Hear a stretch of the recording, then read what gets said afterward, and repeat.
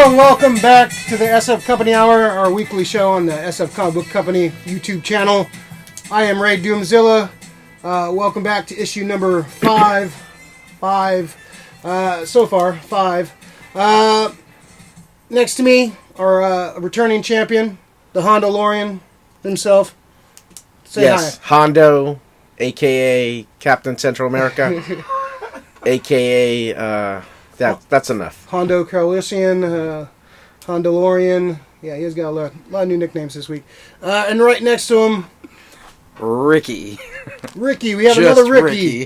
Just Ricky. We're just calling that's your name, Just Ricky. Okay, Just Ricky. Just it is. Ricky. And the other Rick D's. Rick D. Oh.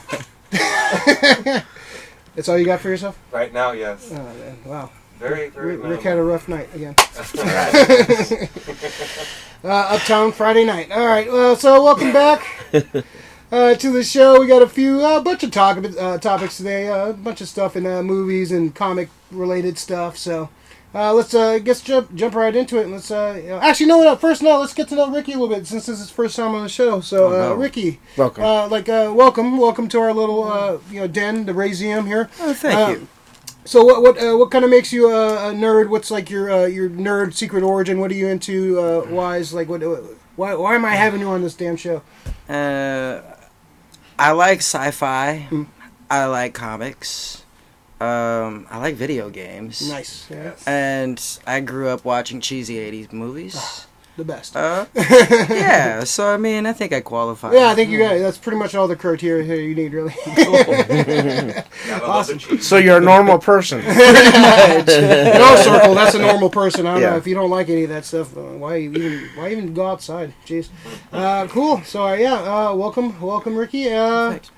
Appreciate it. Let's see. Let's jump into it. The first little topic we have. I thought this was pretty funny. The Maxx, the comic book series from the early 90s from Sam Keith, was an MTV cartoon for a couple seasons back in the day, back in the early 90s. Has just been picked up by Channing Tatum, of all folks, who's going to be producing, I believe, a film. Hopefully he's not playing the Maxx, because that would be pretty horrible. But you guys, Alex, you remember the Maxx, right? What do you think about this news? I do remember the Maxx. I don't know too much about it. I've heard that it's good writing. Actually, the writer, I heard he's dealing with homelessness. Oh, really? What's the name? William Mesner. Oh, William Mesner Loeb. Yeah. Yeah, the guy. He did a run on the Flash and Wonder Woman. He was a legend. He did a lot of stuff in like the 80s and 90s. Yeah. He's homeless right now or something like that. Yeah, I heard that he's struggling financially. So hopefully this movie gets him some bucks at least. Gets him some bucks, because that's a shame otherwise. I was trying to figure out who would Channing Tatum play the Maxx, because Maxx is like this big muscular creature. He'd have to be CG for sure. He'd have to be CG'd, right? Yeah. Or something like the Hulk or something, like Mark Ruffalo as the Hulk. Yeah. Ruffalo.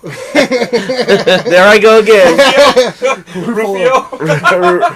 That's his creepy brother who roofies people.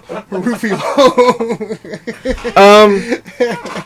Hey, I think anything is worth a try. So once I hear more news about it, I haven't read the comic book either though. So but the art is fantastic. Oh, yeah. Sam Keith. By Sam Keith. There's a great artist who draws that character. And I wish I had something to show you. Next time maybe I'll show you all something. But from the Sam Keith collection. Yes. From the Sam Keith collection, yes. Sam Keith was great. He did a run on the Hulk. He did some Marvel Comics Presents back in the day, Wolverine stories and stuff. Yeah, a Doctor Doom story. Yeah, he's a very stylized artist. He's not like a normal kind of artist. He's definitely kind of out there. Ricky, you remember the comic and the cartoon from back in the day? I do not. You don't remember? Yeah, it was on MTV. It was pretty. It's pretty out there. Yeah, it's you've seen the design though of the character. Yeah, the Maxx. Yeah, it was pretty. Like if you read Wizard or anything like that, he was like on the cover a bunch, and he was out there for sure. They had, I think McFarlane had some figures too of the Maxx.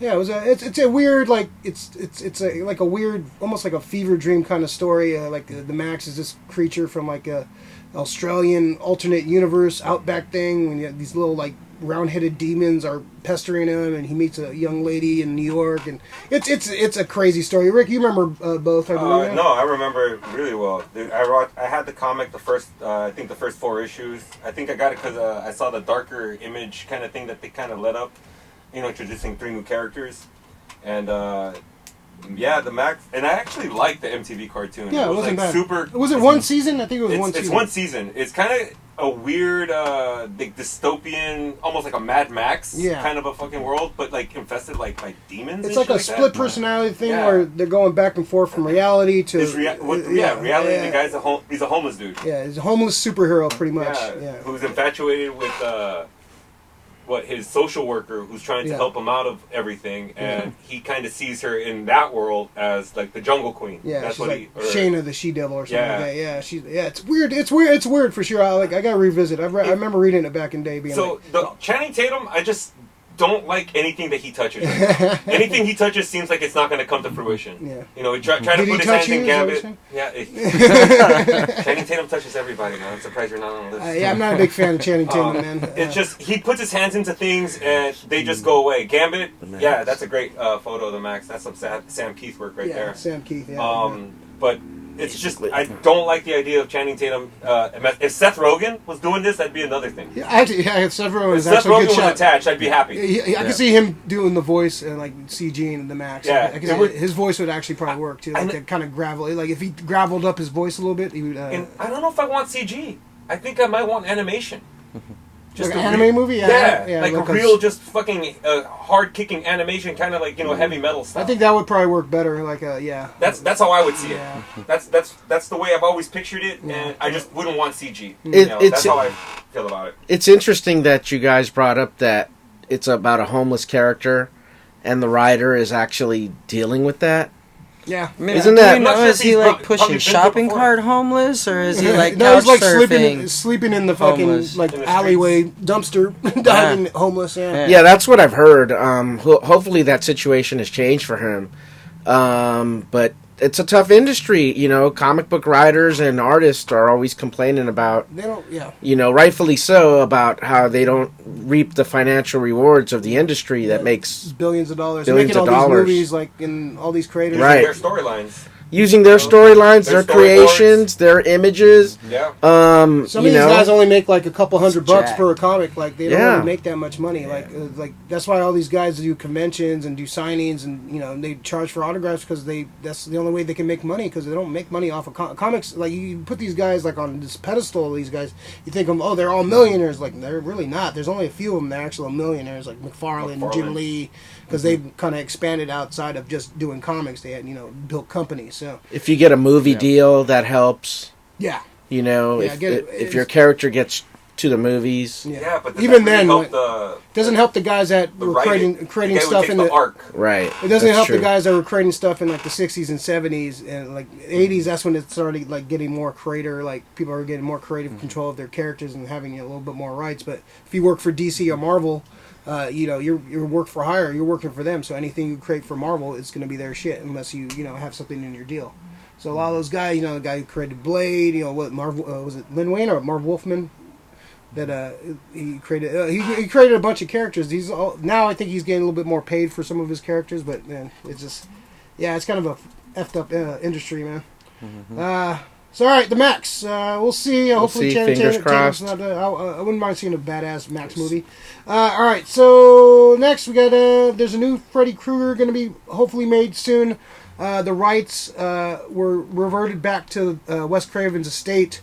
So they're taking pitches from all directors. There's a few names that were floating about making pitches. Mike Flanagan, who just directed Doctor Sleep, which I think would be a great pick to. Do a Nightmare on Elm Street movie. So, what do you guys' initial thoughts on this? Who would you, Ricky? Who would you get to direct a Nightmare on Elm Street? Who do you get to star in a Nightmare on Elm Street remake? What would you do with it? What would you? Where would you go with this? There's a lot of people that I think would do well in it, but I mean, if Robert Englund is still around, why the fuck not? Yes. Why not? Like, I think he doesn't want to do it. Why not reinvent the wheel? No, he would. I heard he wouldn't come back just because of it's Wes. You know, if it's not Wes Craven, If you get the right director. Oh, right. that's what I've heard. But yeah, you make a good point because there's really nobody that can play Freddy, but Robert. He's so embedded as the character. He's so like. second choice, Liam Neeson. Wow. Darkman. That's an interesting choice. I'm like trying to hear the voice with it. Who would you get to direct? Just pull a name in a hat. I'm thinking. Let me think about that one. Can we go back to that one? I don't Well, want we to can take up ask too much producer time. Rick to look up some stuff for us. But yeah, Could you? Who is the director of, what was the question you just asked? Who would you get Who to direct, would you get to direct that? The new Nightmare on Elm Street. Can you look up, what's the name of the director of The Witch? Fuck and, Quentin Tarantino. I like that. and cast Samuel L. Jackson as Freddy. Samuel L. Jackson, Freddy. Wow, that's a pretty good shot too. Kevin Hart. I think Kevin Hart. Let's see. Let me see. The Witch is Robert Eggers. Yeah.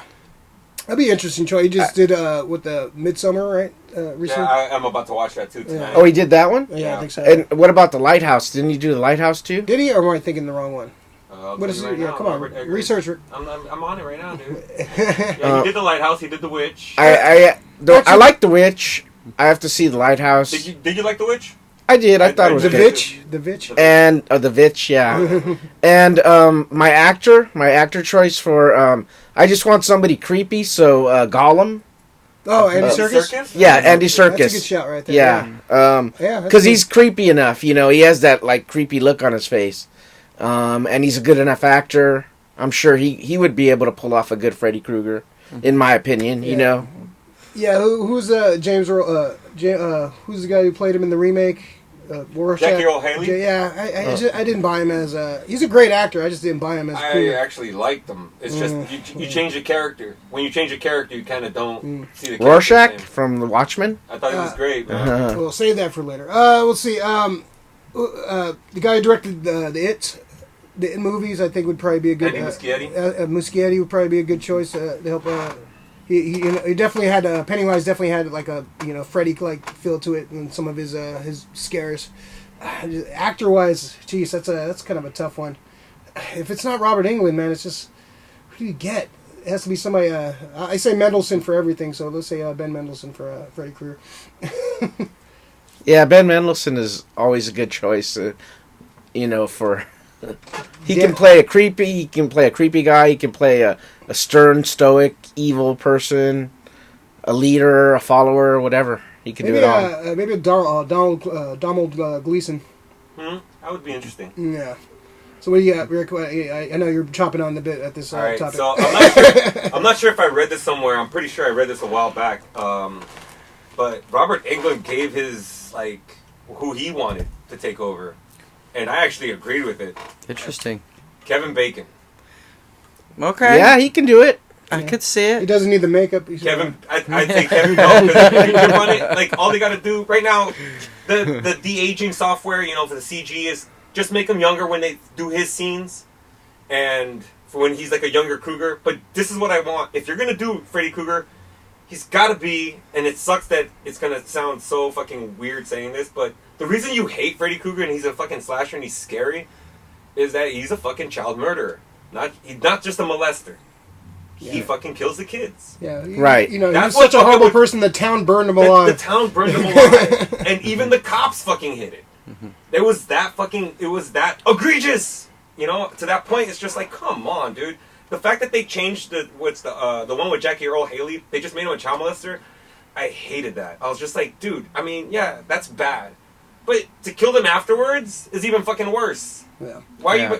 I don't want to sympathize with my fucking Freddy Krueger. He's a fucking dick. That's what makes him scary. Before they made him all fucking... That's my issue with the Joker. Oops, sorry. Don't mean to change the subject. Arthur the movie? Yeah, would you rather have a continuation of the story or just, you got to reboot it? I say reboot it from the beginning. Because the thing is, you have to set a tone. I want them to take away all the campiness. Like, the last good fucking Nightmare on Elm Street movie was fucking Dream Warriors. That was the last kind of scary one.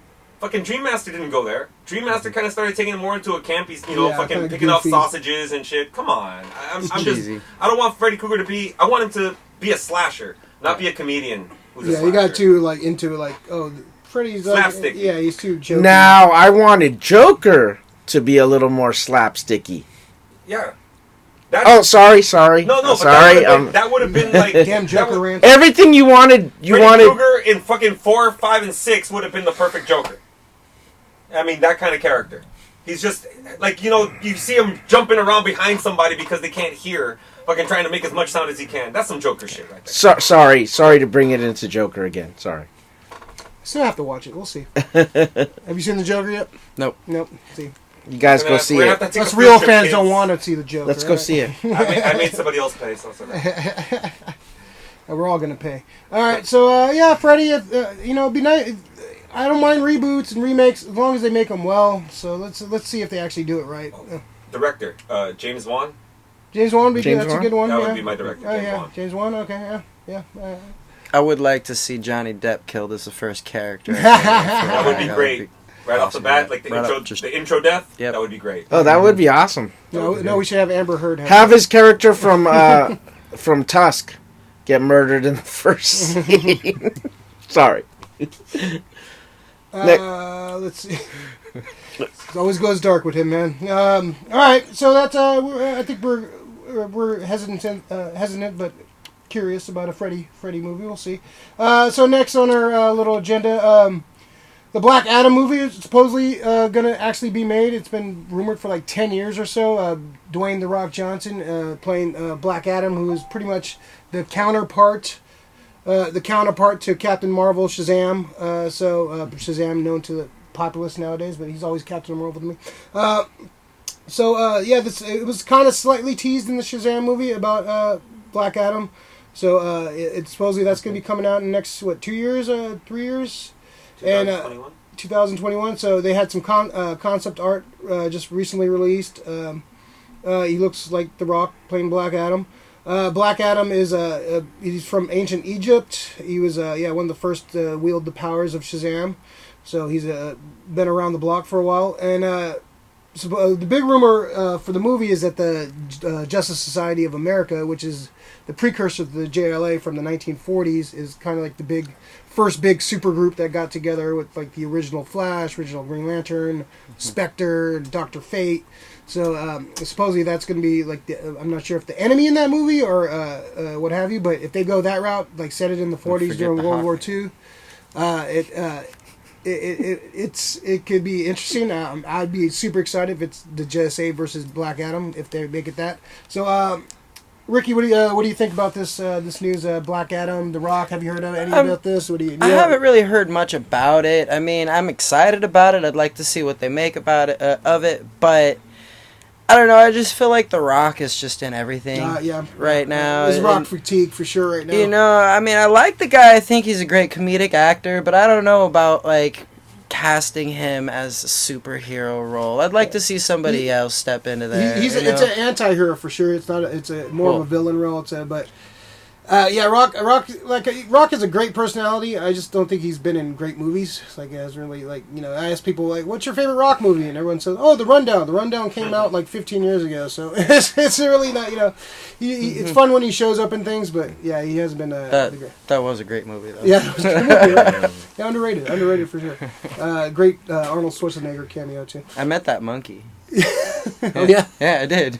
I got a picture of it. I'll show you. It's your hidden gem for the week. Your picture of the week. Wow. Nice. Alex, are you excited about the JSA showing up in Black Adam? I thought you were going to ask me, am I excited for Black Adam? And I would emphatically say no. But but now, yeah. But with the JSA, the Justice Society of America, that's interesting if they introduce all the characters and cast them really well. I would like to see Dr. Fate. I would like to see, Hawkman and definitely. Would Hourman be in there? He's got powers for like an hour, and he has a one of those sandglass timer things that when that runs out, his power runs out. Yeah, some very interesting characters from the 40s and the 50s that are in part of the Justice Society of America. So JSA is basically Justice League from the 50s and 40s. So it's all these old characters, and if they are the antagonist, then we'll keep our fingers crossed. You never know. I did read somewhere that Black Adam was a hero originally, yeah, and they were trying to cast him as a hero, and I'm like, wait a minute, he's a supervillain. Yeah. He is not a hero. Now, what's wrong with having The Rock just play a full-on villain? Yeah. Why can't we have that?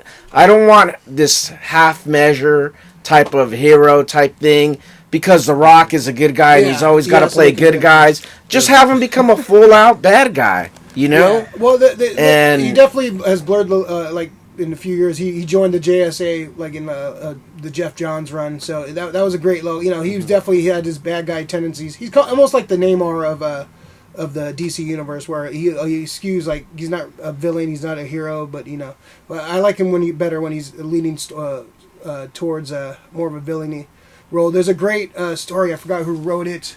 It's a Black Adam. Did you read the limited series from a few years ago? It's a Black Adam. It's basically like his origin. Like it's fucking brutal, like the way his family dies and how he gets No, I haven't read that. Like I was hoping they would go with that storyline. It's really dark. There's like cannibalism and it's like it goes into deep dark. So the character of Black Adam again, he's a ancient Egyptian like king or something. Something like that. He was like a prince or something, and he gains the power. He gains the power of Shazam. His origins kind of tied to Hawkman's in recent continuity too. So it's they can do some like Alex said though. Like I want to see him like a badass. If you're gonna do Black Adam, I want to see him as a badass villain, and it kind of have the roles like it's a Black Adam movie, but it's him fighting the Justice Society, who are the good guys, but he's the bad guy. That'd be kind of cool, but. We'll see. Rick, what do you think about this? Right. I get what you guys are saying about the whole that he's a hero, but can we see the movie first before we kind of judge where they're going to go with it? Because what I think they're going to do is, that the Justice Society is going to recruit him. He's going to be a hero at the beginning, but you know what? At the end of the thing, he's going to turn. It's Black Adam. I don't want him to be. I don't want him to be part of the team at all. He's going to turn heel. He's going to turn heel. Exactly. It's going to be one of those things because how are you going to bank this guy if you already made Shazam, right? You already made Shazam. Shazam's your hero. He still needs that antagonist, or his. So it's and we all know it's Black Adam. We all know Black Adam's coming. It has to be Shazam versus Black Adam at one point. I agree with that. Yeah, this should be part of the trilogy. This like Black Adam should be the middle film, and Black Adam is going to be the villain, but we can't see because you were alluding to that one storyline where it kind of shows how he grew up. Yeah, he's an idealist. Black Adam's an idealist, and he's for his people. Yeah, he's one of those villains. Kandak loves him. The great villains in history always they don't think they're villains. Yeah. In their eyes, they're doing the right thing. Well, but Kandak, that's in real life too. Pretty much. Seems to love him. Like he takes care of Kandak. Yeah, fake DC. Kandak is his. Yeah, he takes care of Kandak. So it's like. So he's like Dr. Doom, but not as cool. Exactly. Let's see what they do with the film first, because I think that's what they're going to do. They're going to try to recruit him into the JSA. He might not be part of it, but they're going to try to recruit him. They're going to see that he's not the guy that they thought he was. Then they're going to have to fight him. Yeah, he kicks their ass. And that's what's going to happen. That's what I'm hoping for. But, let's... Before... maybe I don't know. Is there a director? Well, they kick his ass, and then he gets, sent to some other dimension or put in suspended animation, and then you can wake him up for the sequel for the sequels of Shazam. some kind of Phantom Zone bullshit, but just exactly. You know? I think there's a storyline in the JSA too where they disappeared for a few years when they were fighting the demon, some demon like before pre-crisis. Remember that they were like they were like trapped in a dimension fighting some demon for eternity. Like I think the devil or something for like. They were trapped in like just a suspended dimension where they just eternal battle, and that's when they came back. They eventually came back in the early '90s. So the guy that got directing it is Jean Colette Serra, and he did The Shallows, Unknown with Liam Neeson, and he did Orphan, which was kind of creepy and good. I like the visuals of that. I have seen neither of those. Oh, the Orphan, that's the one with the little girl that turned out to be a 30-year-old. I do remember that movie. Yeah. And he did House of Wax, which was forgettable with Paris Hilton. Yeah. But it's just if you're getting that kind of director with that kind of thing, I'm holding out hope for Black Adam. It's just I think The Rock looks like the character. He looks straight up like Black Adam. He does. He needs to like. Not be the Rock. He needs to not be the Rock in this movie. He needs to like use. Can you smell what Black Adam is cooking? He doesn't need to be cutting promos, Rock. He needs to be like a badass villain, like play it straight. Don't fucking be all I'm the Rock. I'm gonna do my eyebrow and fucking I'm gonna sneak my little wrestling move in there. There's already like somebody did like a fan art of him Rock bodying Shazam. I was like, I don't want to see that. That's what I don't want to see. I don't want to see cheesy Rock. I want to see like if you're gonna do it badass. Like Black Adam has to be a dark badass. Give Shazam the people's elbow. If he does that, I'm walking out. He's been portraying this character for so long. I don't think he's going to be able to drop it fully in order to make. That's why I'm skeptical. I'm worried. They don't make it another Rock movie. But I don't want to be. I want to see Black Adam movie featuring The Rock if you're going to do it. Like, and maybe this will be the movie where he does that and he stands out and he's a badass. I don't know. It's. I'm hopeful, but with the JSA inclusion, I'm hopeful that this might be actually decent. But until I see The Rock not being The Rock, I'm not too excited about this. Let's see. All right. We'll see. What 2021? Again, fingers crossed. 2021, December 22nd. That's a slated release day right now. All right. Cool. All right. So back to our weekly segment. We missed last week, but this week we're gonna talk about it. We be watching the Watchmen. We're up to episode 5. Big episode 5 this week. They did the origin of Looking Glass, who is Blake T. Nelson. What's his name? Tim Blake Nelson. Basically his origin, and they kind of reveal some more stuff from the comic book, like kind of like flashbacks and stuff. I don't want to spoil too much of it, but it's so far it's probably the best episode of the season so far. So it's really good. It's well directed. It's still they're still confused about what's going on. It's a great sequel to the comic. So far it's really good. This series is definitely getting up there this year. It's great weekly television because you get to I like you can actually like watch a show from week to week because you get to sit with it and kind of stays with you. You get to think about it before the next episode. That's kind of the benefit of not binging something, but it's always it's nice also to just get it out of the way and watch it all at once. But so far, Watchmen's really good. Episode 5. Alex, did you watch episode 5? I watched episode 5 and I'm all caught up. I really like the show. I think it's going to be successful because it's pretty much taking off from the comic book. It's not really taking off from the movie. And like the comic book Watchmen, there's a lot of mystery and a lot of new characters and a lot of Easter eggs. There's a lot of research put into it, just like the comic book. So when I read Watchmen, every 5 years, I would discover something new about it. Oh, Alan Moore and Dave Gibbons had based these characters on these other characters. The Charlton characters. The Charlton characters. Yeah, the Charlton was a company that got bought out by DC. That's where the Question, right here, this little guy. The Question, Captain Atom, who's the Phantom Lady? Was it Phantom Lady or something like that?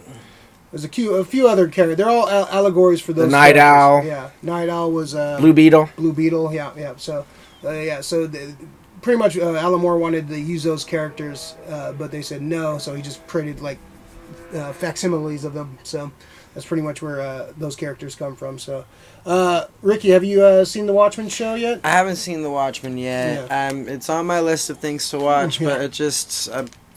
got a backlog going. Are you familiar with the comic and the movie and stuff? I am familiar, a little bit. I'm not like really well versed in it, but I did watch the movie. Yeah, I do remember that, and I remember it being decent. Yeah, it didn't thrill me as much, but I do remember it being. Did you see the director's cut of the movie? Yeah, I rewatched the director's cut the other. It's good. It's good. It's better. I think it's better than the theatrical cut, but it's definitely a different feel from the comic, and I kind of like that they're pulling from the comic for the movie. Yes, me too. Because the comic went to some weird places and like weird shit. So, Rick, are you caught up? Not yet, but I've caught up to episode 4. Yeah, and I'm looking now. The fact that you told me that Looking Glass is the main. He's my favorite character. He was my favorite character up to the point, and now it's his episode. I'm super looking forward. Oh to yeah, you're in. Yeah. Jeremy Irons is great too. It's a great. Jeremy Irons is fucking awesome. He's so good. I just want to know.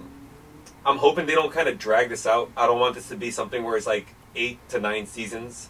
I think it's something where it's going to be 4 or 5 seasons would be 4 or 5 seasons. I think that'd be great. I just don't want them seeing a cash cow because I see the way the show is, and I love the fact that it's an alternate timeline from the Watchmen series of the comic book. That there are events that are happening in the show that lead more to the comic book than the movie. So right, I'm digging the hell out of it. I love the whole political climate of the whole show, and it's not afraid to do what it's unafraid writing, which is great. So speaking of the political aspect, so there's a lot of trolls online and a lot of like people hating on the show because it deals with like race and like it's dealing with like some race. It's like social justice warriors. They're all coming out like what we're kind of saying. Oh, it's about social justice and all this bullshit. Like, have you read the original Watchmen? It's like all like Alan Moore is the most political fucking book. Like crazy shit. Like they deal with a lot of that shit. So I just thought it was hilarious. Did you read any of those reports about the no? Yeah, people were like, there's a lot of internet folks like hating on the series because that's not my the hashtag not my Watchmen shit. Like not my Watchmen. Yeah, that's a real thing. Oh my god. So garbage. So that is the thing about this TV series is a lot of it is based on current news cycle, current events in our current world, and there's nothing wrong with that. I mean, they show that there are two sides. There's the what is it? The cavalry, the 7th Cavalry, the 7th Cavalry, which are basically neo-Nazis. Yeah, and Rorschach worshippers, and we have that in society today, so it's not really saying anything political, like you should take a side and anything. It's just presenting a story. It's showing you the reality. It looks like we're watching Modern World in some ways. Nobody likes looking in the mirror. Looking Glass? Yeah. That's why he's my favorite character. Yeah. There you go. Bring it all to circle. Yeah, I thought it was pretty hilarious that people were like hating on for bringing like two dealing with race and all this shit. Like, yeah, Watchmen was dealing with a lot of shit. There's a lot of layers to that story. So, and Alan Moore is just like one of the craziest. Awesome. When Alan Moore was writing all this was during Reagan era and Margaret Thatcher's England. In the intro to what's that Guy Fawkes V for Vendetta, he writes about how he sees like a rise in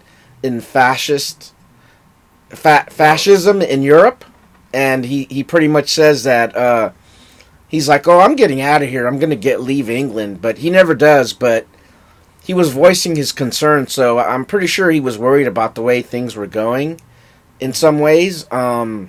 So that was the writing that was reflected in the original comic book, and I just think that this TV series is just kind of taking off on that, is expanding it, because a lot of those problems haven't gone away.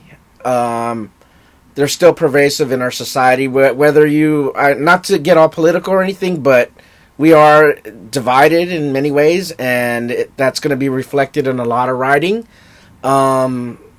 And you'll see, you're going to see that. Everyone's going to see that in our writing. So the show is good, though. The show is really good. And of course, Alan Moore has nothing to do with any of this stuff, because he, after League of Extraordinary Gentlemen, he pretty much said fuck Hollywood. He's like, I don't want nothing to do with you guys. So right, yeah. So he has nothing to do with this. That's why you won't see his name on it. You won't see, like, even like the books that come, the reprints that come out, he has his name off a lot of stuff that he like Marvel, the Miracle Man stuff doesn't.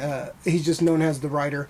he wants nothing to do with any of this stuff. So this guy, you got to respect that, man. Like he lets Dave Gibbons kind of get all the credit and get all the he's the one ripping all the benefits. Dave from Gibbons is the one getting paid. He's the artist, artist of the series. So he's getting at least he's getting paid. He's a creative consultant on the show too. So he's getting some bank. So that's at least he's somebody's getting credit for some of this stuff. So it's been pretty good. You should definitely check it out. It's a good show.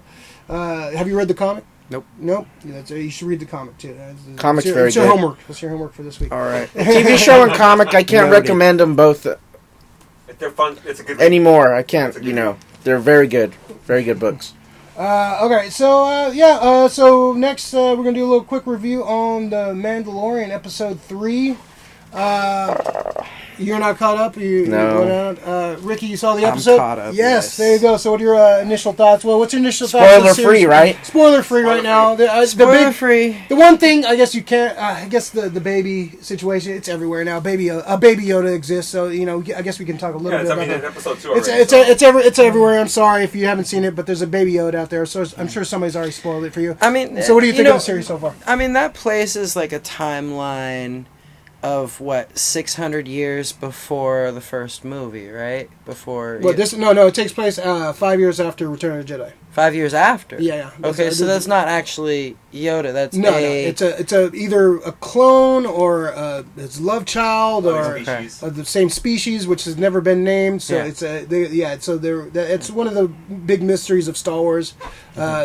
There's only been 2 of Yoda's species shown, Yoda and Yaddle from Episode 1. Yeah. And so I think one time somebody tried to name one of the species, and Lucas immediately said, "No, that's not the name. It's not named. It's a mystery." So I guess that's one of the things they're gonna explain maybe in this series. So that's kind of exciting. Yeah, I'd like to learn that.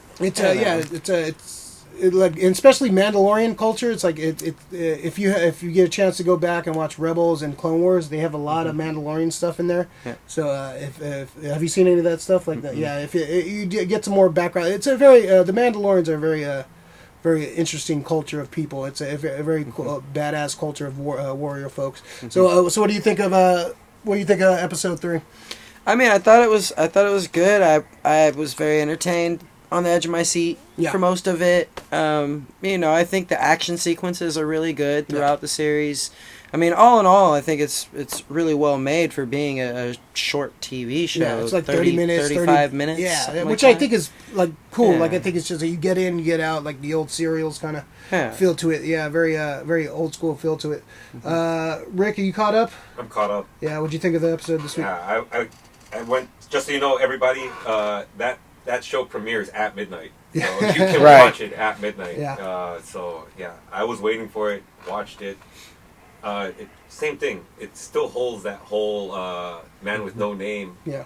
Like his name is Mando. So it's like Lone Wolf and Cub. And Lone Wolf and Cub. It's pretty. It's really good. It's holding that whole. He's very protective and. He can't let stuff go sometimes because he has honor, and that's what I love about him. It's almost like he is a modern day kind of samurai walking around. Yeah, his people are displaced, and it goes back to the whole the person who was the forger. Is that Gina Carano? I don't think so. No, I think Carano's. She hasn't come in yet. No, okay. I think next episode she's supposed to come in. The person who's forging his stuff with the Beskar steel. Yeah, there's like some kind of thing there, and she's like the keeper of lore, which is great. I'm loving I'm loving this show right now. Mandalorian, it's definitely. I like the culture they're showing from them, and just like the way it's shot, the way it's this episode especially. Deborah Chow, who is which gets me. She directed this episode. What else did she direct? I'm not sure, but she isn't. She directed some directing. She's directing something for Marvel right now. No, she's directing. She might be. She's directing. She's gonna be the head director on the Obi-Wan series with Ewan McGregor. Oh no! So that she's like going to be, I guess, the showrunner and directing most of those episodes. I think she's going to direct all 6 episodes. So that gets me excited about the Obi-Wan series starring Ewan McGregor. That's going to be start filming in February. So what else did Deborah Chow do? She did a couple episodes for Mr. Robot. Okay. Beauty and the Beast, Murdoch Mysteries, Rain, Copper. What movies have she? Is this just TV shows? It's also an okay show, Mr. Robot. Yeah. I heard the ones she directed are like some of the best episodes too. So that an adaptation of Flowers in the Attic, which now I want to see. Oh wow! I like Flowers in the Attic. It's a good movie, man. Yeah, we just like flowers. I do. He likes addicts. Flowers and addicts. It's right up my fucking alley, man. All right, so yeah, it's a greatly directed episode. You gotta watch it. Not yet, but it's gotta see it. It's very entertaining, and Disney's smart. They're gonna make a fucking shitload of money off those Baby Yodas, man. You're gonna see those everywhere for Christmas, man. They're gonna make billions. They're so smart. Those bastards. Those fucking bastards are so fucking smart. The little Baby Yodas. Blame them? She's a TV director. Better Call Saul, American Gods. So she directed Jessica Jones, Fear the Walking Dead. Wow. So she's everywhere. Oh, she did Iron Fist. Are you scared? I blame Finn for that one. Yeah, but it looks like she has a lot of good shows that she's worked on. Fear the Walking Dead, she's done a couple episodes. Jessica Jones. Yeah, the way she directed this episode gets me excited about Obi-Wan. So I'm a little more. I was already excited about Obi-Wan. She is directing one more episode this season. Okay, they have a good cast of directors. Like I think who's it? Wakiti's doing one. Bryce Dallas Waititi's doing one. He's doing one. God, Bryce Dallas Howard. Dave Filoni directed the pilot. So yeah, they got a good list of directors coming up for the season. So it's well directed, man. It just feels like you're in your backyard with your Star Wars toys, man. They're just playing, and coming up with storylines like you did back in the day. You just had your own little storylines in your head. So it's a fun show. I love it so much. If you haven't watched it, watch it. It's worth the $6.99 for Disney Plus. So cool. Mando. The Madolorian, good show. All right, cool. Let's see. Let's go on to our pool list. Actually, no. Let's talk about a quick little shout out to R.I.P. to Michael J. Pollard, recently deceased a couple days ago. Rick, can you tell us a little bit about Michael J. Pollard? Yeah. Great character actor. You probably recognize his face if you've seen him. I've seen him in a lot of movies. He was in Roxanne. He was one of the guys who was Andy. He was one of the firefighters. Just very bit actor, just in the background, always in something. He was in a movie called Fast Food in '89. He was one of the gas station attendants. Sleepaway Camp 3. He was in that. Next of Kin with Liam Neeson. Patrick Swayze and Liam Neeson. He was in that one. Tango and Cash. He played Owen. He was like their Q. Gave him the cool, badass fucking RV at the end of the movie. Okay. He was in Dick Tracy. He played Buck Bailey. Who gave Dick Tracy all those little tricks. Hey, Dick Tracy. Right. The side of the, he was in Scrooge. He was in Scrooge. Oh, Scrooge. Yeah. I kind of remember him mostly for Scrooge. Yeah, me too. It was this guy. Yeah. Michael J. Pollard, man. Yeah, there you go. Yeah, he was in. The guy in the blue jacket. He always played like this really cool character. He was he was in Bonnie and Clyde. He was famously in Bonnie and Clyde. The original with Warren Beatty and Faye Dunaway? Oh, wow. Yeah, I think that's what he's mostly known for. He looks kind of like a Hobbit. He does. Right? Like, I'm surprised he wasn't in The Hobbit. Yeah. Right? He does, but... He could have been Bilbo. Voice, Yeah. Yeah, very... He had a little bit of nasally voice. I think he played Mr. Mitchell-Spitalik in Lois and Clark. Yeah. Wow, that's perfect. So I think that's perfect as Mr. M. Yeah, I definitely. Pitalik?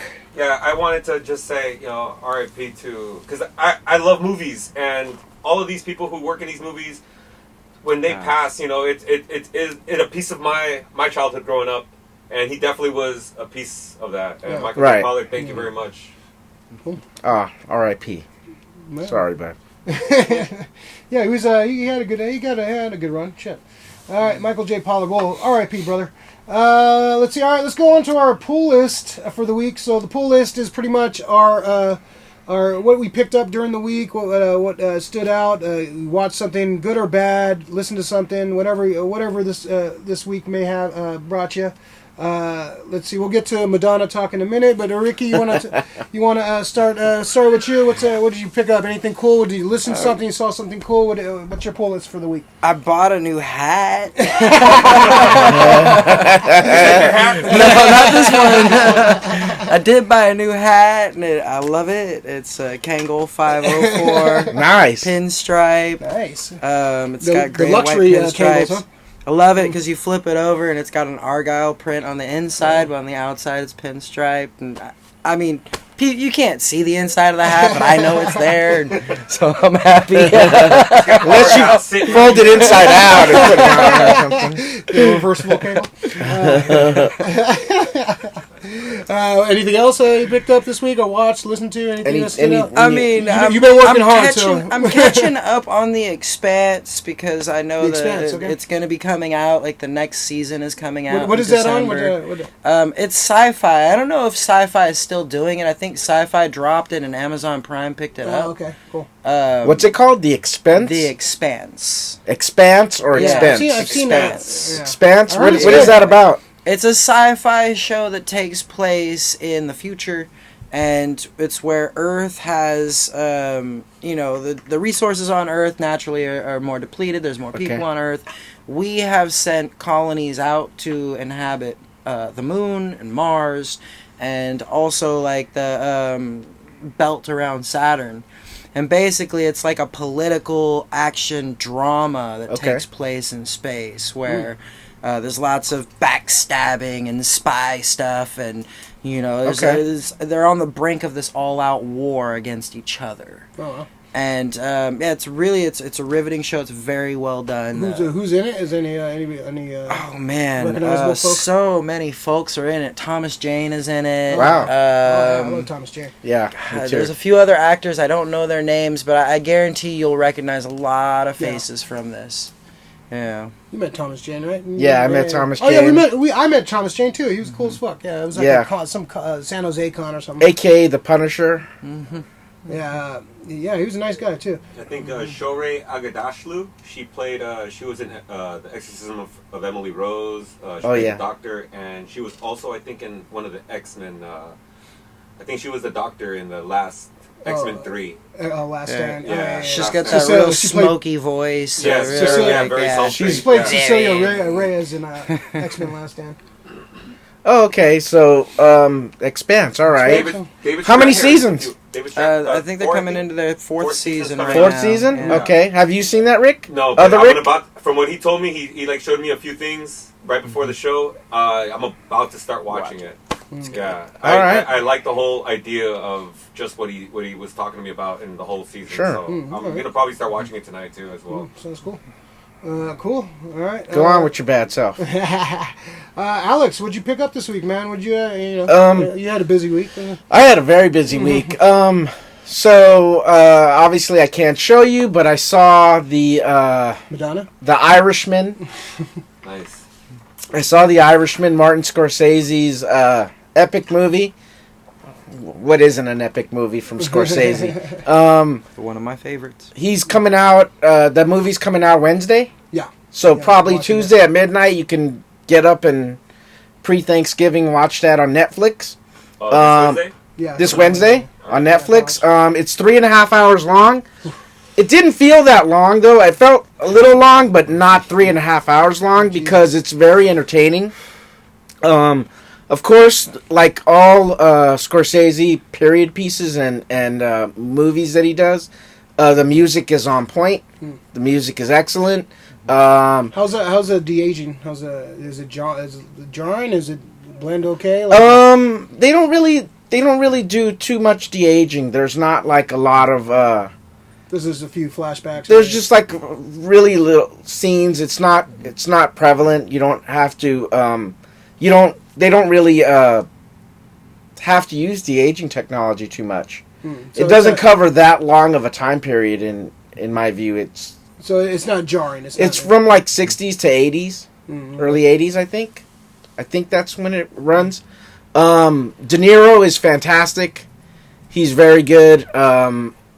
Pacino is also very good. Of course, those are star actors. Joe Pesci is awesome. That's what I'm looking forward to. He's one of my favorite actors of all time. So like Joe Pesci kind of he has this presence, where he doesn't have to say much and you notice him right away. Harvey Keitel is in it. He's pretty good. So it's a really good movie. Definitely worth checking out. You're a little more slow paced than some of his other movies like Casino and Goodfellas. And not as good in my view as those movies, but still very good. And of course a great cast. Mm-hmm. So check it out on Wednesday. I saw that last week at the Castro Theater in San Francisco. The Irishman. Oh, that's a great cast. I'm looking at it right now. Yeah, great cast. What else did I pick up? So I picked up a few things from the comic book store. And I picked up a DVD from. So basically, DC had an event, comic book limited series called Deceased, which like minds think alike. Is your sign? Get it? Sign. And so basically, it's a story about. It's Darkseid. He's the anti-life equation. On the surface it looks like Marvel Zombies, but it's not. It's definitely different. It's kind of a virus that takes over the DC universe. It's set in an alternate universe. I read the first issue, but you read the whole thing, and you just picked up the art's really good. Who does the art? The art is done by Trevor Hairsine. Yeah, Trevor Hairsine, and written by Tom Taylor. So it's a zombie apocalypse, pretty much. Mm. It's not in the main continuity of the DC characters, but basically, Darkseid, the villain, has what is that? The anti-life equation, which is basically some equation that gives you the ultimate power in the universe, and he's trying to unleash that. And instead, it ends up basically merging with death. This anti-life equation kind of merges with death, and it pretty much destroys his planet. Is this a one-shot?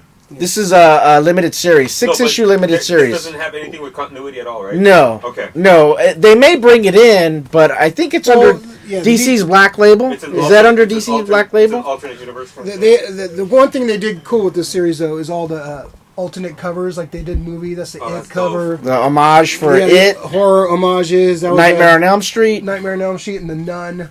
They did like homage terror covers. Nice. Yeah. What are some of his powers, though? What does he... Oh, Darkseid? Darkseid is pretty much like the Thanos, before Thanos of the DC universe. Actually, Thanos... Jim Starlin, who created Thanos, said... I based my character on Darkseid. He doesn't lie about it. He says he pretty much, borrowed the character of Darkseid and ported him over. Where's a picture of Darkseid? I'll show everyone a picture of Darkseid. This is on my. This is kind of Darkseid right here. Kind of Darkseid. I mean, this is Darkseid. Who's who's supposed to be the villain in the Snyder Cut? Very good character. Darkseid in the Snyder Cut. Release the Snyder Cut. Well, hashtag release the Snyder Cut. And this story pretty much basically the anti-life equation mixes with death and causes a zombie apocalypse. It destroys Darkseid's world, which is called Apocalypse, and then it comes over to Earth via Cyborg. And the disease, the zombie disease, the anti-life equation mixed with death is transported electronically. So everywhere that's on the phone or the electronic device gets kind of like so. Yeah, good show. That was kind of a weird underrated Stephen King book, but great book. And that's one of my pickups. And then I picked up two other things that I have yet to read. They're on my list though, and I'm very curious about it. I picked up The Question. Speaking of which, there you go. And we have a lot of similar pull lists. So I picked this up. These just came out. These just came out on Wednesday. The Question is basically the character Rorschach from Watchmen is based off of him, and basically he's I he's a very complex character. He's like almost like Mulder from the X-Files. He's a very he's like a description. Oh, that's a good description. He's a conspiracy theorist. And he's a like a detective type character. He's a great character. He did he had a great run in the 80s by Ostrander was the one. No, it was Denny O'Neil, the great Denny O'Neil. Ooh. Who's that? And also Bill Sienkiewicz. Yeah. Who did this art right here? He did this art. The cover. And his art is amazing. He did the interiors too on this book. He did a whole run in the 80s basically about this character. And so I picked that up. This is a new book from the same character, same artist. What's the label that those the big format books? This is the DC Black label. Yeah, they're like larger, like magazine size comics. Like they just started a run. Like Harley Quinn has a new series. Oh, Superman Year One came out in that format. So it's like they're more adult, more adult reader kind of series.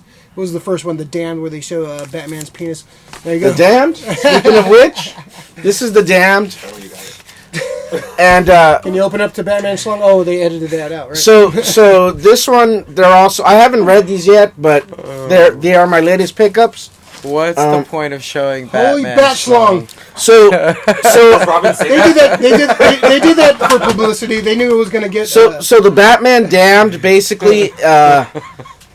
I don't know what the story about, but the first issue sold out like wildfire because there's a scene where it shows Batman's thing. There's his batarang, if you will. His batarang, and in all reprints, like that book right there that I have is a reprint. They edited that out. So the original book is about $75 to $100, I'm guessing. And for bat dick, all because of bat penis, yeah. And so these are supposedly good stories. I just picked that up. I got a sale on it. I like the art. The art is very good. Lee Bermeo does that one. That one that you have in your hand. Bat porn. So, and I picked up this movie for $1. It's called Maria Full of Grace. It's 2004. That's a drug mule. She's like a drug mule. Right? She's a drug mule, basically. It's a 17-year-old Colombian girl who is pretty much trying to get out of her situation where... Aren't we all, man? Aren't we all? You know, she's kind of poor in Colombia, and to get out of it, she decides to be a drug mule. This came out in 2004, and it was only $1, so I really bought it. This actress, Catalina Sandino Moreno, was nominated for an Oscar back then. Really good movie, and I saw it for $1, so I picked it up. How much did you pay for it? $1. I'd buy that for $1. That's worth saying more than once. Yeah. And so those are my pickups. Right, cool picks. Nice little picks. Awesome. Ricky, what was your pull list for this week? Me? That Ricky. I pointed at you. Oh, right. Ricardo. Rick Dees. So I have two, both movies. So I got the chance to see this movie called The Hunt for the Wilder People. Oh, that's Taika Waititi. Taika Waititi. Yeah. Oh, is it? Yeah, it's Sam Neill. Oh, wow. The guy, Dr. Grant from Jurassic Park. And this kid named Julian Dennison. You guys remember from Deadpool, Deadpool right? 2. Yeah, the kid, the little fat kid from so, Deadpool. Yeah, it's pretty much like a little kid. Just he's a ward of like the state. So they sent him to like foster parents. Foster parents are hella happy to have him, except the guy's not. The woman is, and he's just like a little hood rat. He fucking names his pit bull Tupac. He just likes doing hood rat. He likes doing hood rat things. He likes doing hood shit. It's not a bad name for a pit bull. Then the lady dies, and Lady Diana's in it. Yeah, the lady dies who really wants him, but the guy wants to send him back, but he doesn't want to leave because he actually kind of likes being around him. They kind of it's like it's like a buddy cop movie in a way where they're on the run. It's like a midnight run kind of a flick. Nice. But it's cool. Taika Waititi, man, I like his comedy style. It's all the Australian style is pretty sick. They have a lot of nods to 80s movies, 80s action flicks, which is pretty sick. some Terminator stuff in there. I want to see Jojo Rabbit. I want to see Jojo Rabbit too. I like Taika Waititi stuff. What We Do in the Shadows is great. Yeah, he's pretty. I'm not a big fan of Thor Ragnarok. So what's the name of this movie again, Rick? Hunt for the Wilder People. Yeah, I heard Hunt for the Wilder. What year? Hulu. It's on Hulu. It's on Hulu. What year did this come out? That one came out in 2016. Wait, isn't Sam Rockwell in Jojo Rabbit? Yeah. Yes. Yeah, he is.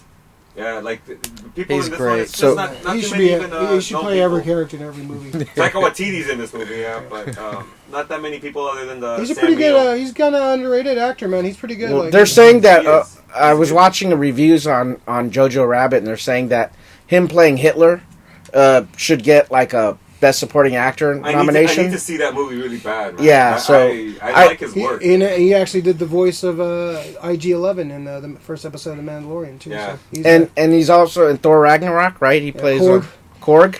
Yeah, he's hilarious. Yeah, That's probably the best part of that movie. Yeah. All right. Okay, so the second one is also on Hulu, and this one I recommend to everybody. I just saw this I saw this last night. I finished it. It's called Little Monsters. Oh, I know about that. It's with Lupita Nyong'o. Yeah, it's a little kid zombie flick. The little kid zombie flick. All right, so it's on Hulu Plus too. Yeah, it's on Hulu. Oh, nice. You gotta watch this movie. Okay. I mean, it's zombies, but it's kindergartners. Now I got to get Disney and Hulu. Well, it's a package deal, dude. Get that package deal. It's a bundle. I think I read about that one. Yeah. That's where there's like a teacher and she's trying to keep the kids from keep realizing. Yeah, but it's Josh Gadden's in it. Josh Gad's like this, like a TV PBS kind of personality, and he just goes off all kilter. It's fucking great. Yeah. It's just people are getting shot. Little kid dresses up as Darth Vader at one point. So I got Star Wars. I got zombies. I got foul mouth. People talking shit in front of kids. I'm in. Nice. That's my shit, man. So yeah, Little Monsters. Please check it out. It's fucking it's dope. It's gonna be the. Oh yeah, I'm putting them both on my list. Once I have a fucking day off, I'll fucking watch it. It's gonna be one of those, little. That's truly hidden gem. That's save that, okay. All right, cool. I guess my pull list for the week. This little guy got the question figure. Yes. These Eagle Moss figures are awesome. These little mini, they're like cheap little. They're heavy. They're like almost like chess pieces. You can find these like a lot of comic shops. They have a lot of different characters. I have a few of these. There you go. Question on question. So I picked this up. It was like $12 at Amazing Fantasy. I just like these little figures, little cool little statues. You have a couple of them, right? You have a Hitman and a. I have a Hitman one. Yeah, I have like a Guy Gardner and a Mysterio, and so they're cool little collectors, and they're cheap too. So it's like. Yeah, little mini statues. They're cool to pick up if you ever find them out there. And they got every character. They look like chess pieces, right? Yeah. That's what I just said. Oh, sorry. Pay attention! I do that a lot. Sorry, guys. My mind is running in a million places. My mind's telling me why. I also picked up this new issue of The Amazing Mary Jane. Mary Jane. Which is actually... pretty fun series so far. I like the art. Leo Williams is writing it. Carlos Gomez is doing the art. It's actually really entertaining. It's like Mary Jane is in Hollywood filming a movie about Mysterio, who is secretly being directed by Mysterio, Quentin Beck. So it's like it's actually pretty funny. It's a charming little story. It's fun. So far, both issues have been really entertaining. And I like the art. The art's pretty good. Also this week I picked up Flash Forward number 3. It's pretty much trying to redeem Wally West from the horrible Heroes in Crisis storyline by the hack Tom King. So it's kind of Wally's redemption. He's going through like the multiverse, kind of like righting some wrongs. I'm a big Wally West fan, and look out for a state of Wally West, probably after the next issue. But this issue kind of really it's gonna make me happy to be a Wally West fan. It kind of it's giving me hope that they're gonna fix the character that they kind of messed up recently. So who's writing? This is Lobdell. Scott Lobdell. Nice. Brett Booth is doing the art. Oh. Yeah, I like Brett Booth. A lot of people don't. There's a lot of hate for him, like to the cheese, some of the cheese. But it's nice cover. Great. Yeah, it's a variant cover on that one. But This series. It's kind of started off slow, but this issue really, it's really good. It's dealing with like a vampire planet with Roy Harper's involved. It's actually really good, getting better, and I'm actually excited. I'm very hopeful about the series. I'm assuming it must be ambitious because what Tom King did was basically make character assassination. The Flash. The original Flash on the TV show is what's his name? Barry Allen, and his nephew is Wally West. And in the comic book, the original Flash dies, and Wally West assumes the role for about 20 years as the Flash. And some of the best Flash stories are from Wally West, and all the stuff from the TV show that they pull from, like the Speed Force and all, like a lot of the villains and storylines are pulled from Wally West storylines, like kind of like his characteristics and stuff too. So it kind of sucks that they're trying to turn Barry into Wally West when they had Wally West to do. There's a big love affair of bringing some of those Silver Age characters back. So it pains me, but but Wally West is a great character, and it's. So Wally West to me is like the true Flash. Yeah. He's really an amazing character, and what Tom King did was basically make him a PTSD victim and also a murderer, and so Tom King kind of dropped the ball on that one. And it's so pretty much universally despised that move. Like make it like I read some of the comments on the like when they talk about it, and like people hate it. There's like one or two like, oh, it's a great storyline, but they're not. They don't really care about the Flash. But any Flash fan you ask, like this is totally not who the character is and how he's been written like for over 20 years, 30 years. So I'm happy that this is being redeemed. I saw somebody put together like a fake page from Doomsday Clock where it's like Dr. Manhattan is the one that like kind of set Wally up and kind of framed him. And I was like, oh, I almost thought it was real. I was like, oh, it's fake. So that still can be true, but I really despise that storyline. But this is kind of redeeming them. So I'm hoping for the best on this. Let's see. All right, so some good pull lists, some cool shit. And also Deceased, right? That was also part of your pull list? Oh, yeah, I pulled that out when... right, Well, you stole my thunder, Alex. Just to emphasize that Deceased was also on his pull list as well. No, you wrote it. That just came out. You wrote it, man. Sorry. I preemptively... you ruined my move. Good pull list this week. All right, so next on our agenda, let's jump to Hidden Gems. Our show and tell for the week, or like back in the day when you were kindergarten, they asked you to bring something in to show and tell. So this is our show and tell, something cutty, something that just means something to you. Some people might not know about. Let's start off with you, Ricky, over there. What do you got for us today? I saw a bag of something. I purposely didn't look at it. So. We touched on earlier when we were talking about like comic book artists, how they don't really make money sometimes, and that there's very few of them that have made some money. And you actually mentioned the one that. Todd McFarlane, and oh wow, I'm a Spawn fan. Nice. Spawn. And this is a Todd McFarlane toy here. It's very one of the detailed. Many Spawn figures that very, very many ones, but this is one of my favorite ones that I have up on my shelf from issue 24. Oh wow, look at that. That's great. That is awesome. That's so McFarlane. Look at him. Look at the cape's all crazy, the pose all this is a great one. Mm-hmm. Yeah, I wasn't sure if I was going to bring that one or my Creech, but... Oh, wow, the Creech, wow. Yeah, these are great. Yeah, I have a shitload of McFarlane. I have a lot of the McFarlane figures and stuff, too, but yeah, McFarlane was a... So McFarlane was great comic book artist, Todd McFarlane, and he set up his own toy company, and I heard... Todd Toys, McFarlane Toys. I heard that through his financial endeavors, he's worth $300 million. Mm-hmm. Hey. Yeah, because he got the thing that really set him over. That he got the sports licenses.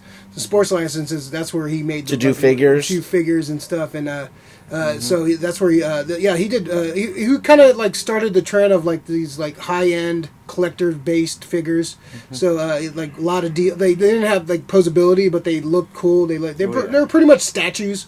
but they called them action figures, but they're pretty much statues. There was like one pose you could put them in, but they looked amazing. So they were highly detailed. Like they did, just great figures. And I own a bunch of those damn things. But the sports figures, like I have a bunch of those too. Like NFL license, NHL license, MLB, NBA. He has like all the major ones. So Yeah, that's where he's making the money. So he's like $300 million. I believe that he was on Facebook the other day flexing, like he's showing somebody he had some CGC booked, and he was like, "Oh, see, these are some of the books I won't sign." And he's like, "Amazing Fantasy 15, Action Comics #1, Fantastic Four #1." He was just flexing on everybody, like, "Oh I won't sign this if you bring $1 million comics." First of all, Todd, no one's bringing fucking Action Comics #1 for you to sign. You're just fucking showing off, you bastard. It's just like a comic book fan's wet dream. He's just like, "Oh yeah, I'm not signing." Look at that! First Fantastic Four, first Superman, first Spider-Man. With the rating, all great. He had like a 7.0 Action Comics #1, which is like insane. Like he's straight flexing on us, man. He's the Todd father. He's a badass. But you know what? Todd is one of the nicest guys you'll ever meet, and he's a true fan. Yep. He loves engaging people. He's Canadian, eh? They're all nice. I actually spoke some of them. I don't know. I actually spoke baseball with him because he used to play baseball. I think in Washington. You got a baseball. Washington State. Yeah, and Ray's got a baseball signed by him. He played college ball, and I asked him who his favorite baseball player was, and he's like, "Oh, I don't know. I like Ichiro. I like the fast, skinny guys." And I'm like, "Good pick." So he's a super, super cool guy, and he deserves all the accolades and everything. He's very good with his fans. He's super cool, man. I'm waiting for that Spawn movie to come out. Yeah. Oh yeah. The new Spawn movie. Yeah. You're gonna be in it, right? Yeah. I want to be in it. I'll be in it. Jeremy Renner. Yeah, he's affectionately known as Hawkeye. Body double right here. He's a Jerry Renner stunt double. We're gonna call you Ricky Renner. He's a nice guy too. I've actually met him. Yeah. Did you guys touch like in Time Cop and when he disappeared? No, I just shook his hand. I shook his hand. It was fine. Oh, nice. Time-space continuum didn't fucking collapse on itself. Yeah, so Big Spawn. Did you collect the series too, the comic series? No, like I mostly I did have a few of the comic series when I was younger, but again, that event we were talking about before we started filming, a whole bunch of stuff got stolen from me at one point. It was a very sad point in my life, but most of my comics were taken in that situation. Brutal. But I have always been a fan of the movie as well, the 1997? 96, 97, that was great. Michael J. White, John Leguizamo. John Leguizamo was the Violator. Yeah. I liked it. Martin Sheen. Yeah, the movie doesn't really hold up. No, the special effects are like... I love when he had the cape, when they went full with the cape, the total McFarlane flowing fucking crazy cape. I love that, but then he didn't have the cape for most of the movie. That kind of bugged me. I was like Spawn is the cape. The cape you need to have Spawn. He turned into a bike at some point. Like it's a weird movie. It's definitely of the time, but it's definitely entertaining if you have a free night. We'll see what McFarlane does with with this new Spawn. He's directing it. So, which is could be a red flag. Fingers crossed. Alex, what's your hidden gem for the week? I got a few hidden gems. One hidden gem, Alex. Only a few. Man. So on September 11th, this musician by the name of Daniel Johnston passed away, and basically, I'd never heard of him until I saw this documentary, and this came out in I want to say 2006. And basically, this documentary is called "The Devil and Daniel Johnston." He was a very, very prolific writer of music. There are many influential on many bands, including Nirvana and Sonic Youth. They all praised this singer. He's from Texas. Very, very good songwriter. He had mental illness though, and unfortunately, it affected his life terribly. And this is a documentary about his struggles with mental illness, as well as his meteoric rise to fame. This was made posthumously. Like after? No. This was made in 2006. He just passed away on I think September 11th. Okay. He passed away. And I was really sad, and a lot of people don't know about it. So this really is a true hidden gem. Don't really know about him. But I really like the words that he has in some of his music. It's very nice, very touching. He struggled with trying to find love. And and that's a very very much so that was a good little pick of mine, and I brought these. I saw that you had them. Basically, Box Brown. Oh, you taking my fucking hidden gem too? I'm sorry, man. I just had these in mind. You asshole. Sorry, man. We did not talk about this. We didn't plan these. I hate having friends with similar interests, man. Box Brown. That's my hidden gem too. This is Andre the Giant. Yep. This is the second series it did. He's a very talented cartoonist. Basically, he's been kind of known for doing these autobiography kind of graphic novels. This one's based on Andre the Giant. It's actually very good. It's kind of telling his origin story pretty much. It's very simple art, but it's very effective. And if you saw the great documentary on HBO, it has some of that stuff in here, but it kind of has some of the stuff they didn't talk about in there, like just stories from him being a wrestler. Like one of my favorite all-time. Oh, he's one of the great. Him being a wrestler, him on the set of Princess Bride, and like a bunch of stories, just his struggle and stuff. Yeah, exactly. So it's a great. Box Brown is a great artist, and Alex has some of his other series. He did one Andy Kaufman. He did the unbelievable Andy Kaufman. Oh, that I gotta read. Oh my God, it's so good. And Andy Kaufman's one of my heroes. So I met him. And he drew these little sketches for me. Inside, Andy Kaufman. Very good biographies that he writes. On these characters. He writes and illustrates it, and then he won an Eisner Award for his book on cannabis, the history of cannabis. The rapper Cannabis? And it's very good. It's called Cannabis, the Illegalization of Weed in America. And, oh man, they're very, very simple books. The art is very simple, but he knows how to condense, tell a good story and give you the information and really breaks down the story well. He did one on Tetris, also the history of Tetris, which is actually a very compelling story. This is great. If you heard the story of Tetris is is so good. Tetris just showed up, but no, it's a weird, crazy story. So he's a very good cartoonist that kind of he's telling these stories of history kind of in these simple formats and kind of.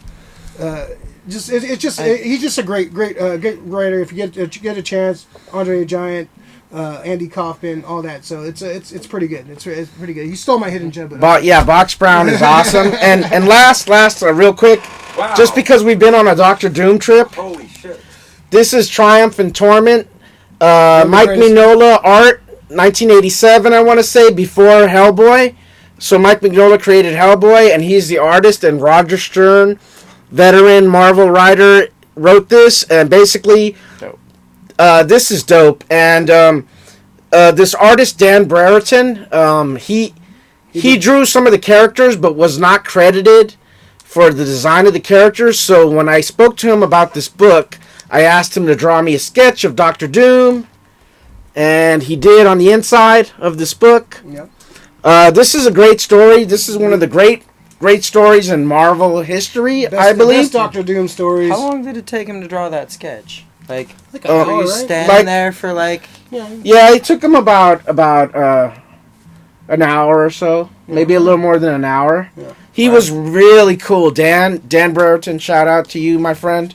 He's one of our biggest fans. He watches over. He's a great guy. And I also got Mignola to sign this years ago. Man, it's one of those. Yeah, this is a hardcover version. Hardcover. If you see it out there, get it for me. I love the hardcover. So Ray's looking for this one. So This one's mine, though. This one has Alex written on it. Cross that out. Just cross it out and put for Ray. Turn the A into an R. And the Thanks, Raylex. And if you want to learn more about Dr. Doom, check out our video from a few weeks ago. The State of Dr. Doom? Of Dr. Doom address. And, that he did? We talk about that story. We talk about that and a couple other things. Well, I talk about. So don't sleep on this one. Great story. Read that story. It's in a trade till you can find it, but that hardcover, I'm looking for that. It's like $70 online. I'm waiting for find like a $40 copy or something. So that's a great pick. Some great picks. Rick, what's your hidden gem for the week? Well, you said things that mean stuff to us, right? So, right there. Superior. Oh, that's so good. Yeah, that's so good. That's one of my favorite storylines. Hell yeah. That's awesome. By Dan Slott and Brian Stegman.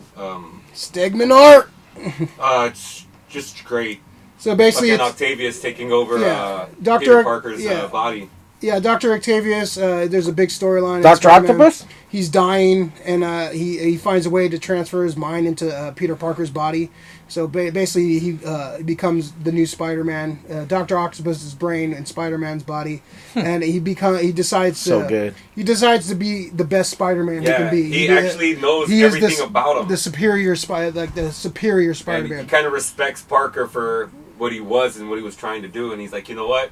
Maybe I need to turn a new leaf, and I'm going to be better than him. Yeah, so he uses his technology. He updates his suit. He opens a Parker Industries, so he creates his own company. And it's like a what 30 issues, maybe 30 issues or so. 6 trades, so you have about 4 or 5 episodes. Trade. So it's actually really good. 31. 31. Okay, yeah, it was actually a really good series. If you ever get a chance to read it, it's the Superior Spider-Man. It's I love that.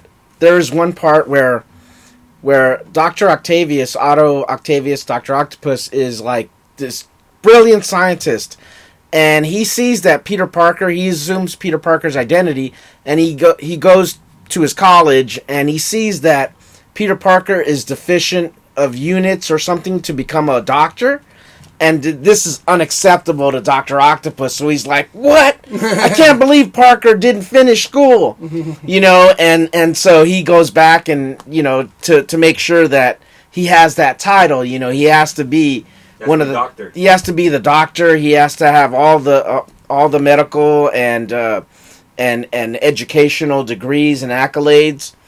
And it's so funny that they wrote that in the story. It's a great story. It's awesome. It's a good hidden gem. Yeah, the superior. You're trying to live your life as the superior Rick. Superior Grayson. That was the inspiration. That's a good pickup. Cool. Nice. Some good hidden gems. Very cool. That was a pretty good show. How long are we running, Rick? 1 hour and 21 Loaded. minutes. We skipped over a couple of topics. We can save that for another day. It was a good show. Some fun. I just wanted to give a couple shout-outs to Graham for doing the music, a wonderful intro. Thank you, Graham. Thanks, Graham. Graham did that? Graham did that. Yeah. Thanks, Graham. Yeah, Graham is a master. Also, I want to shout out to Lavish Seal, who sponsored this week's shirt. This is one of their designs. Walking Historian. Last of the Sucker Freeze, man. So Lavish Seal is they make T-shirts. It's a company. They make T-shirts. Yeah, they make T-shirts. Leo, Big Mo. They make shirts and stuff. We'll put a link in the description. You can follow at Lavish Seal. At Lavish Seal, they have they have cool San Francisco kind of wear like streetwear, cool shirts, and they got some. I believe they have some hats and stuff too. And they have a little mom and pop shop. They do a lot of their stuff themselves. They have some great T-shirt designs. They have some great stuff. So definitely check them out. And then they have a storefront. No, they just have. I think they just have an online shop. They do a lot of pop-ups and stuff. Yeah, they do a lot of pop-ups and stuff. They'll go to street festivals and have a booth. You probably see them around. You probably find them on their Instagram. They'll let you know where they're going to be at. Yeah. So very, very cool. Shout out. Gave me some shirts. I got to get some stuff myself. They're the official clothing sponsor of SF Comic Book Company. So shout out to them, Leo and Big Mo. So appreciate it with the shirts. Also, another shout out to Amazing Fantasy. Thanks to Frank over there. Always a pleasure going into his shop every week. That's my destination for every Wednesday. Shout out to Mission Comics. Shout out to Carson's Comics Central. Shout out to Fantastic Comics. Just all those guys, man. Just hopefully having shooting some videos soon. Just waiting for some time because its work has been crazy. They call it Showvember for a reason. So yeah, definitely gonna have some time in December to do some more stuff. So watch out for some more videos. Alex, where can people find you? I'm in the streets. I'm in the streets. You got to know me to get a hold of me. Just Ricky, what's going on with you? What you need any plugs or shout outs? What do where are you going to be appearing? Find me at a show.